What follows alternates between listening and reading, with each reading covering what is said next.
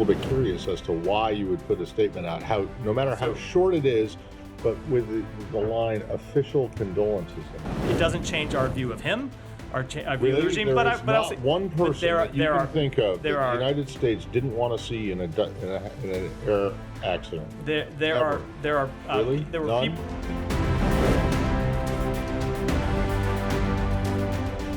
Ebrahim Raisi was a brutal participant in the repression of the Iranian people for nearly 4 decades. Condolences on behalf of the United States government. But that doesn't change the reality of his record, both as a judge and as the president of Iran, the fact that he has blood on his hands. Our fundamental approach to Iran has not changed and will not change. We extended official condolences of the U.S. For the death of Iran's president and foreign minister over the weekend.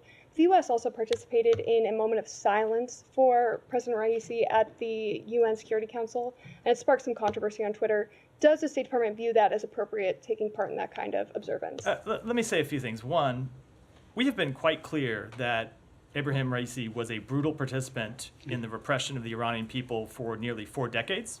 He was involved in numerous horrific human rights abuses, including playing a key role in the extrajudicial killing of thousands of political prisoners in 1988. Some of the worst human rights abuses occurred during his tenure as president, especially the human rights abuses against the women and girls of Iran. That said, we regret any loss of life. We don't want to see anyone die in a helicopter crash. But that doesn't change the reality of his record, both as a judge and as the president of Iran, the fact that he has blood on his hands. So I think most importantly, our fundamental approach to Iran has not changed and will not change. We will continue to support the people of Iran to defend their human rights, their aspirations to an open, free society and democratic participation, and we will continue to confront the Iranian regime's support for terrorism, its proliferation of dangerous weapons, and its advancement of its nuclear program in ways that have no credible civilian purpose. Can I just ask you about the state? What exactly is official condolences? It's a condolences on behalf of the United States government. Well, then why doesn't it say that?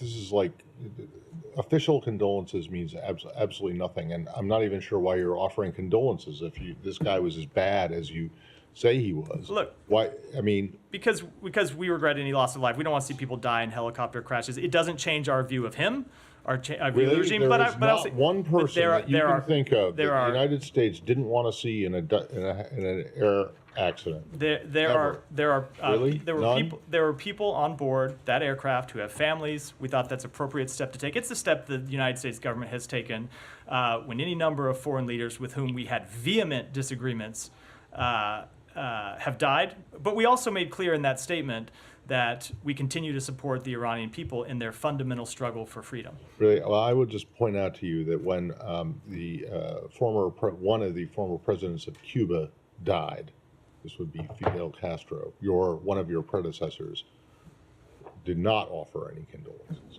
And basically said, good riddance. So I will. And if you really think that Raisi was as bad as what you have laid out at the beginning, I'm just a little bit curious as to why you would put a statement out, no matter how short it is, but with the line "official condolences" in it. I don't get it. As long as we're addressing the historical record, the United States offered condolences when Hugo Chavez died, when Joseph Stalin died, people with whom we had great disagreements. Yes. So Stalin was also an ally of the United States all through, and we talked about this earlier, all through World War II. He did not die during World War II. He died afterwards when our disagreements with him were quite clear and quite plain and quite well articulated by the United States government. It is a step that the United States takes, recognizing that people have families, and in no way at all undermining our fundamental view of the Iranian regime and its crimes against its own people and our support for the Iranian people.